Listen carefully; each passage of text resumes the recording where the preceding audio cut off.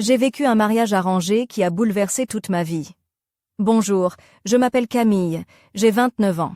Il y a 4 ans, je me suis mariée à Antoine, un homme que je connaissais à peine. Ce mariage, arrangé par ma mère avant qu'elle ne nous quitte, n'était pas le fruit d'un coup de foudre.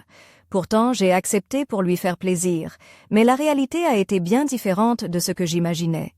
Tout a commencé dans notre petite ville de Saint-Rémy-de-Provence, un endroit paisible où la vie suit son cours sans grand remous.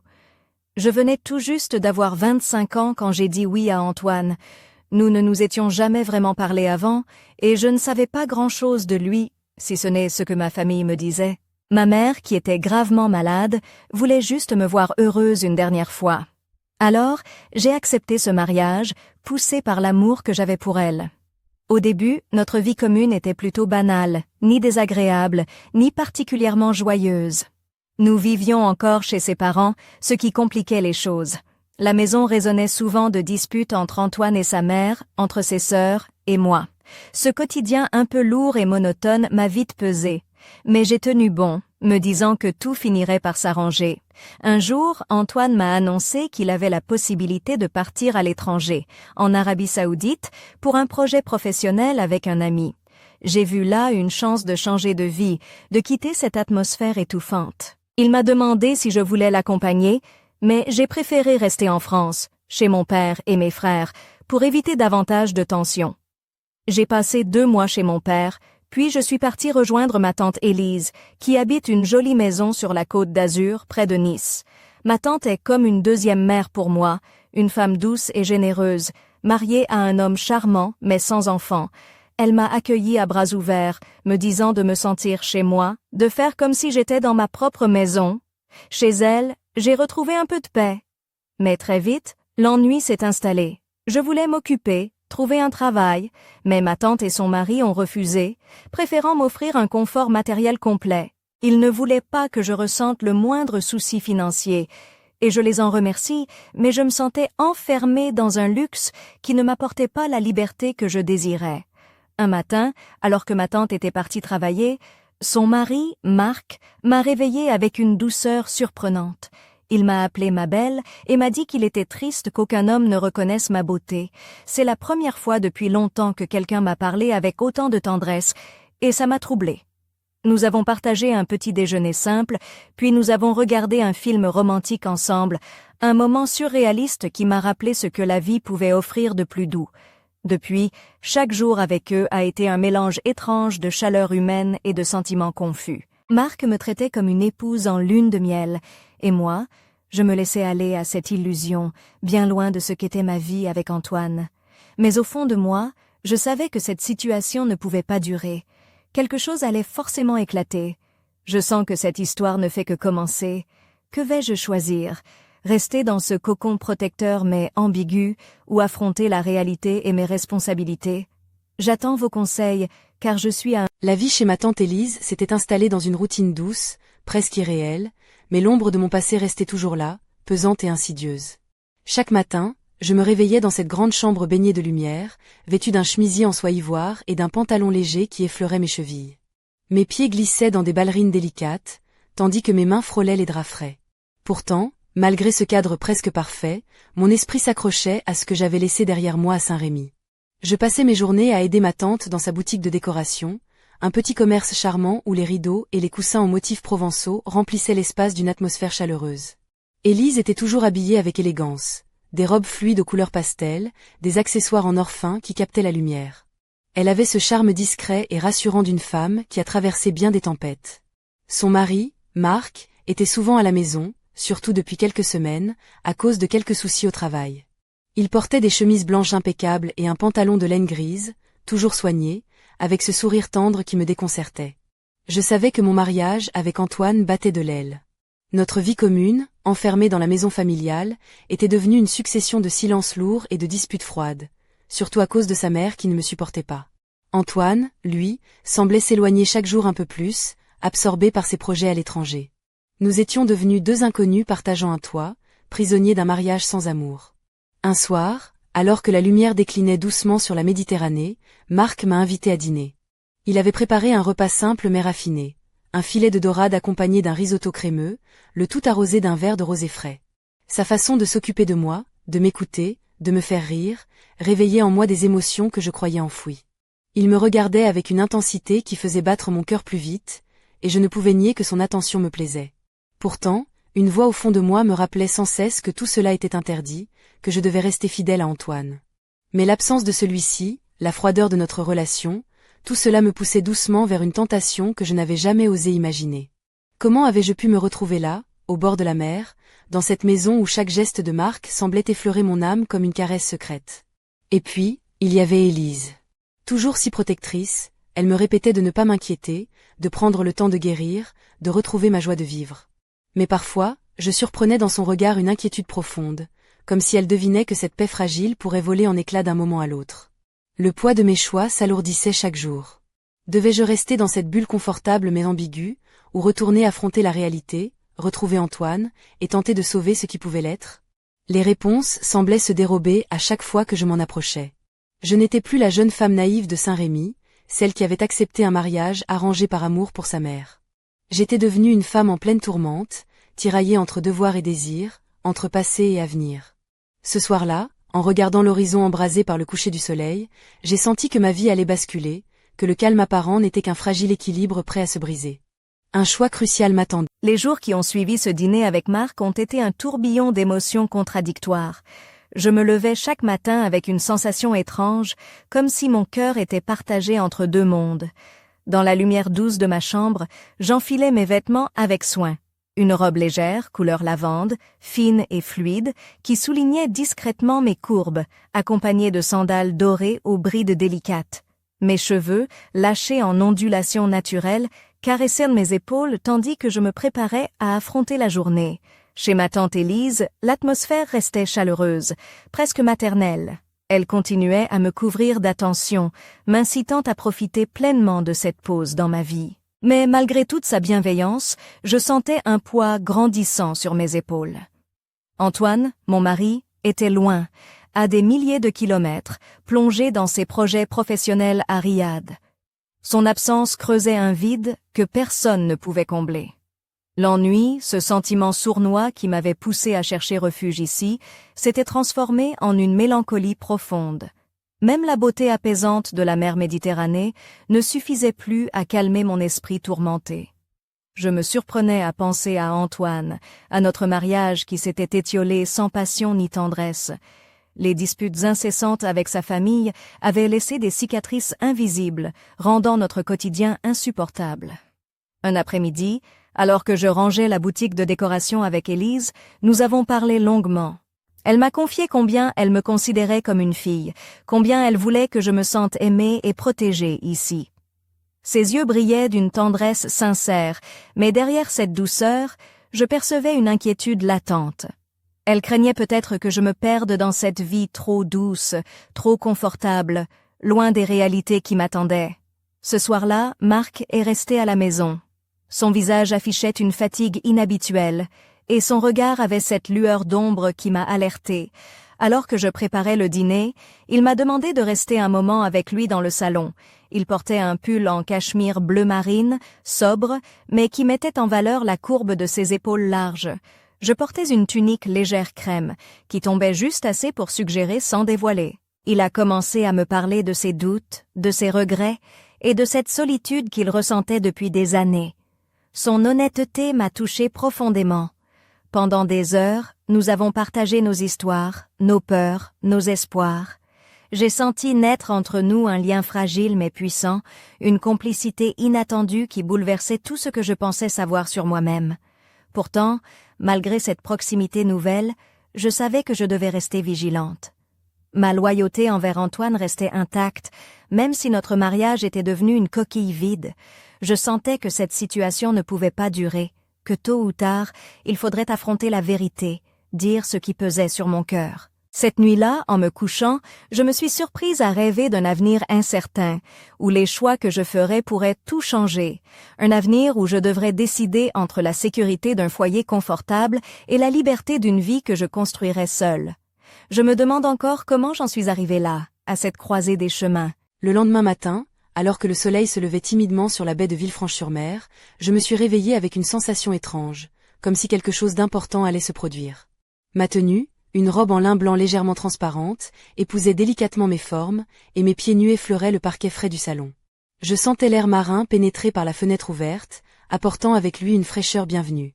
Marc était déjà levé, installé dans le fauteuil près de la cheminée, un livre à la main. Il portait une chemise en coton bleu ciel, légèrement déboutonnée au col, et un pantalon en toile beige.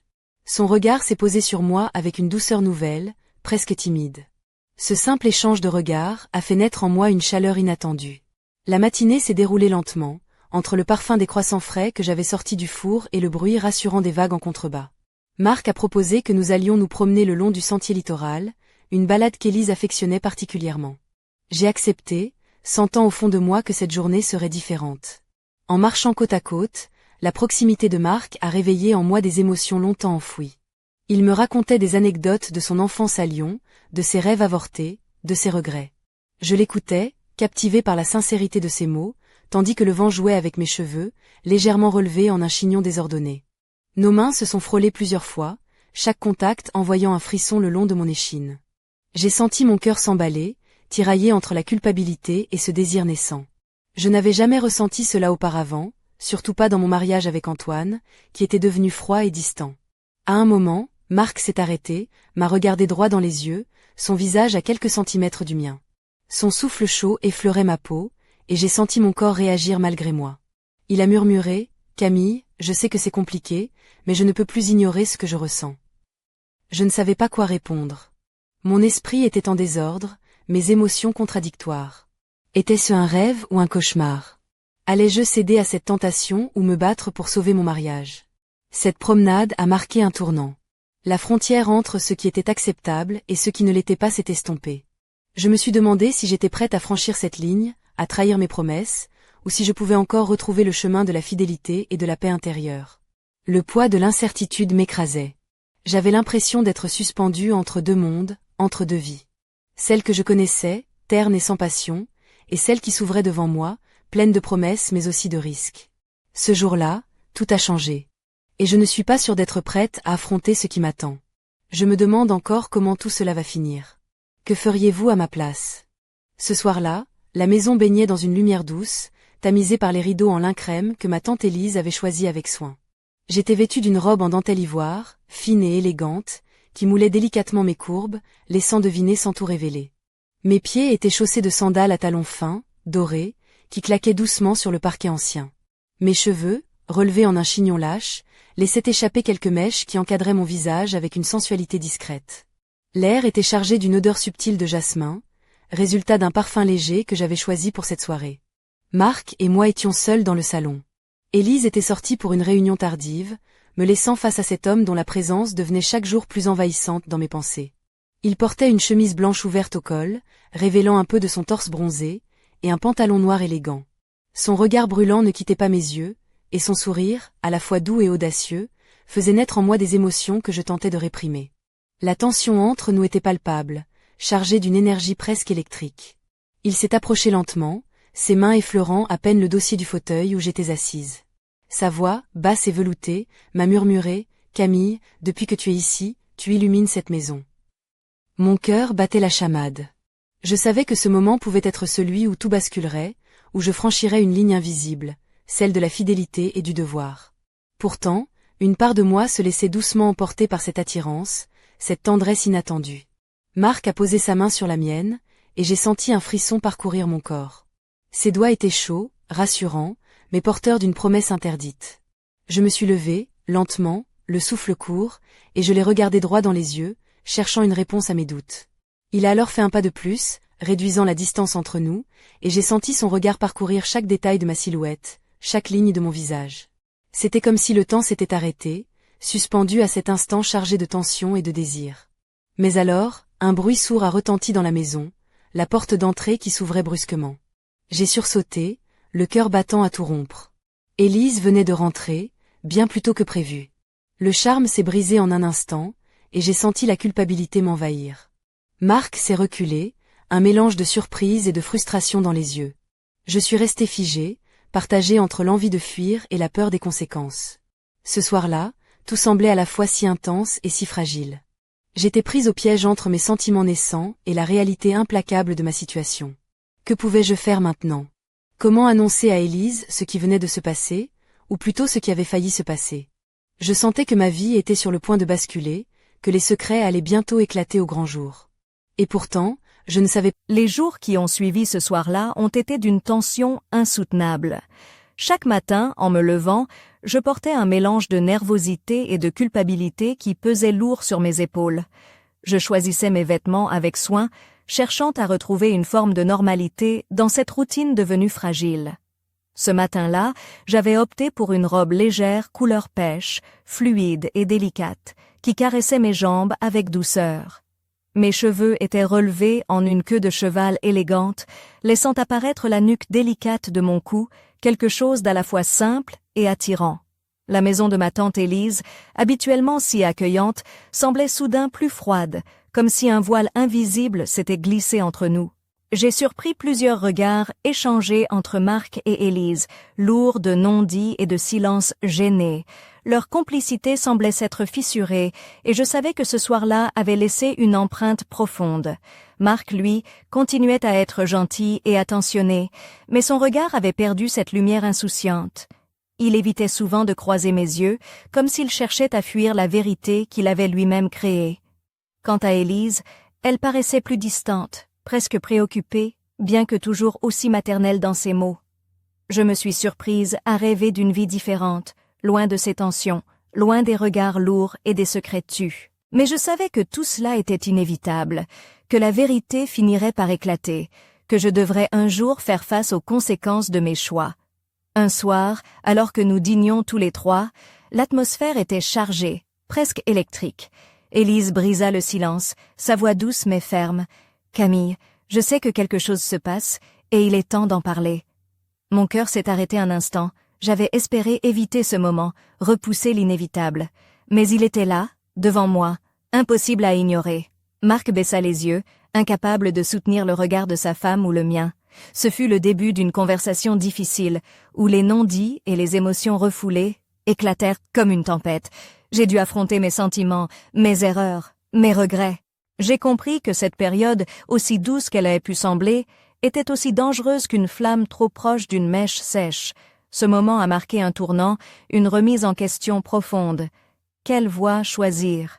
Revenir vers Antoine et tenter de réparer ce qui pouvait l'être, ou embrasser cette nouvelle vie avec ses incertitudes et ses promesses? Je suis à ce carrefour, face à un choix qui pourrait tout changer. Et vous, que feriez-vous si vous... Je me souviens de ce matin-là comme si c'était hier, une journée où le poids du silence devenait insupportable. Le soleil filtrait à peine à travers les voilages blancs de la chambre où je m'étais réveillée, vêtue d'une simple nuisette en soie couleur ivoire qui glissait sur ma peau avec une douceur presque sensuelle.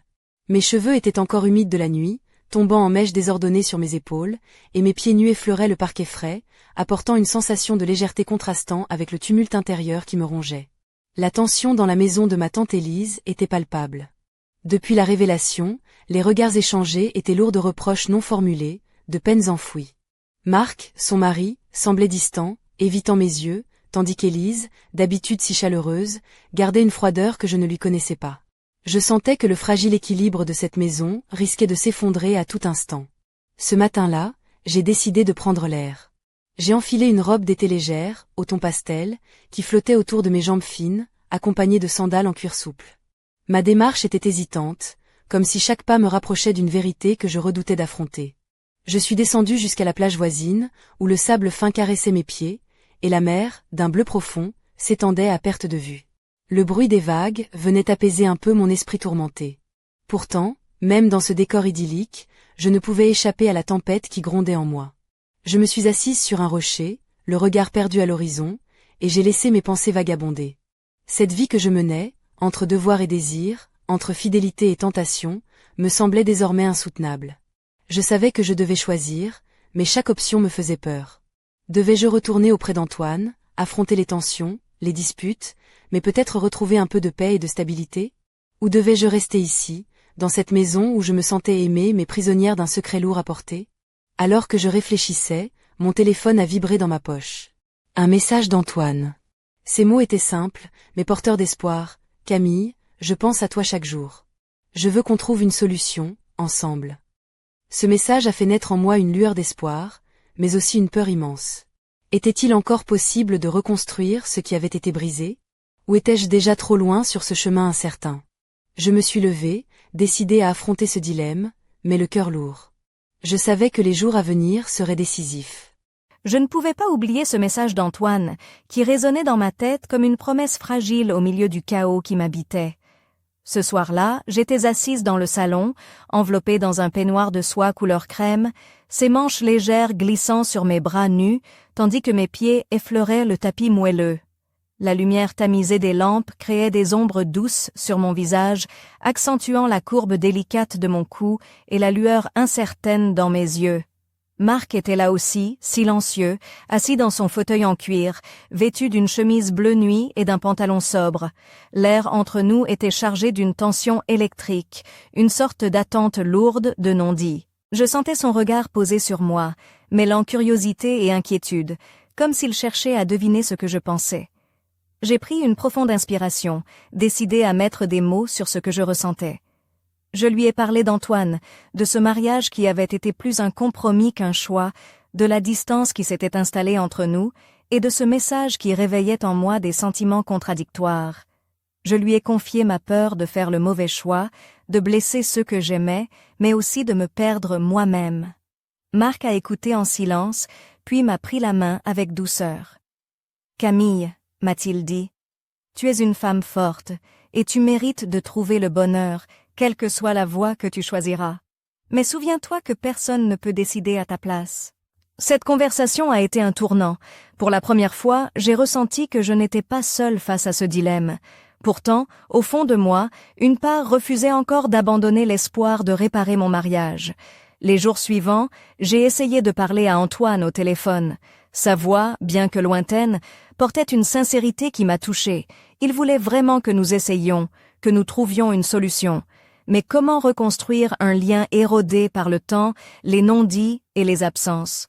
Un soir, alors que je rentrais chez ma tante après une promenade, j'ai trouvé Élise assise dans le salon, les yeux rougis. Elle m'a regardée avec une douceur mêlée de tristesse. « Camille, tu n'es pas seule. Nous trouverons ensemble ce qui est juste. » Cette phrase, simple mais pleine de promesses, m'a donné la force de continuer à chercher ma voie. Pourtant, au fond de moi, une question brûlait. Et si le bonheur ne se trouvait pas là où je l'attendais?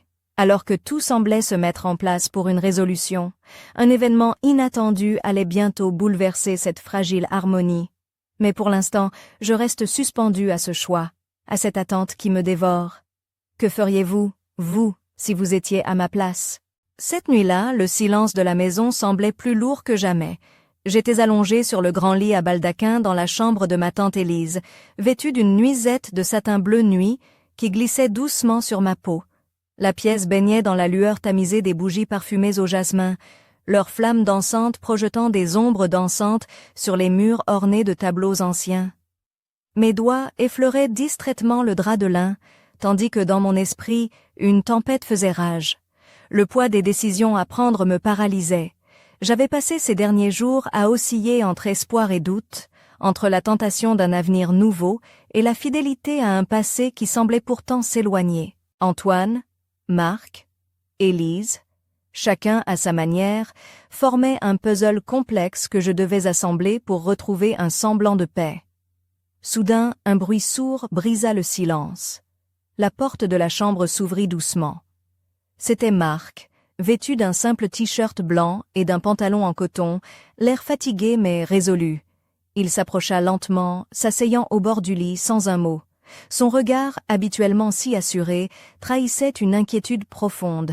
« Camille, » murmura-t-il, « il faut qu'on parle. » J'ai senti mon cœur s'accélérer, une boule d'angoisse serrant ma gorge.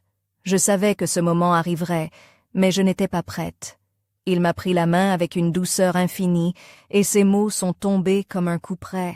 Je ne peux plus continuer comme ça, à garder tout ça pour moi. Il m'a avoué une vérité qui m'a bouleversée. Il avait caché à Élise un secret important, une part de son passé qui risquait de tout détruire. Une ancienne liaison, une erreur qui revenait le hanter et que la confiance fragile entre nous ne pourrait peut-être pas supporter. Je me suis sentie trahie, mais aussi profondément humaine, face à cette révélation. Tout ce que j'avais construit ici, cette illusion de sécurité, vacillait dangereusement. Comment reconstruire sur des fondations aussi fragiles? La nuit a défilé dans un tourbillon d'émotions, entre larmes silencieuses et silences lourds de non-dits. Je savais que cette confession allait changer la donne, que rien ne serait plus jamais comme avant. Au petit matin, tandis que le ciel rosissait à l'horizon, j'ai compris que je devais faire un choix, un vrai. Et que ce choix marquerait la fin d'un chapitre, mais peut-être le début d'un autre, plus incertain, plus vrai. Je suis au bord du précipice, prête à sauter ou à reculer, mais une question me brûle encore les lèvres. Et vous, que feriez? La révélation de Marc avait laissé une trace indélébile dans mon esprit. Chaque jour qui suivait semblait alourdir l'atmosphère dans la maison d'Élise, où les sourires devenaient rares et les silences, pesants. Ce matin-là, j'avais choisi une tenue simple, une robe en coton bleu clair qui flottait autour de mes jambes, accompagnée de sandales blanches, légères comme une promesse fragile. Mes cheveux, relevés en une tresse lâche, dégageaient la nuque, révélant la peau douce de mon cou, où palpitait un mélange d'anxiété et de détermination. Je me suis décidée à affronter la vérité, à ne plus me cacher derrière des faux-semblants. J'ai demandé à Marc de m'accompagner pour une promenade au marché de Vence, un endroit animé où les senteurs de lavande et d'épices se mêlent au rire des passants. L'idée était de sortir de cette maison où chaque recoin me rappelait la fragilité de notre situation. Au milieu des étals colorés, sous un ciel d'un bleu éclatant, nous avons parlé. Marc a ouvert son cœur, partageant avec moi les détails de ce passé qu'il avait caché, ses erreurs, ses regrets, et surtout sa peur de tout perdre. J'ai écouté, parfois avec douleur, souvent avec compassion, réalisant que derrière cet homme fort se cachait une vulnérabilité sincère. Mais moi aussi, j'avais mes propres blessures, mes propres peurs. Je lui ai avoué combien ce secret avait ébranlé ma confiance, combien j'avais besoin de temps pour guérir, pour décider ce que je voulais vraiment. Nos mains se sont cherchées, se sont trouvées, comme une promesse silencieuse de soutien mutuel. De retour chez Élise, la tension était toujours présente, mais une nouvelle complicité semblait se dessiner entre nous. Élise, malgré la douleur, m'a regardée avec un mélange d'espoir et de tristesse, comme si elle pressentait que la vérité, aussi dure soit-elle, était le seul chemin vers la paix. Cette journée au marché avait été un tournant. J'avais compris que la vie ne serait plus jamais la même, que je ne pouvais plus fuir mes choix ni mes sentiments. Le chemin serait sans doute long et semé d'embûches, mais c'était le mien, et je devais l'emprunter avec courage. Alors que le soleil déclinait derrière les collines, une question brûlait encore dans mon esprit. Jusqu'où suis-je prête à aller pour trouver le bonheur? Et vous, que seriez-vous prêt à sacrifier pour être enfin libre?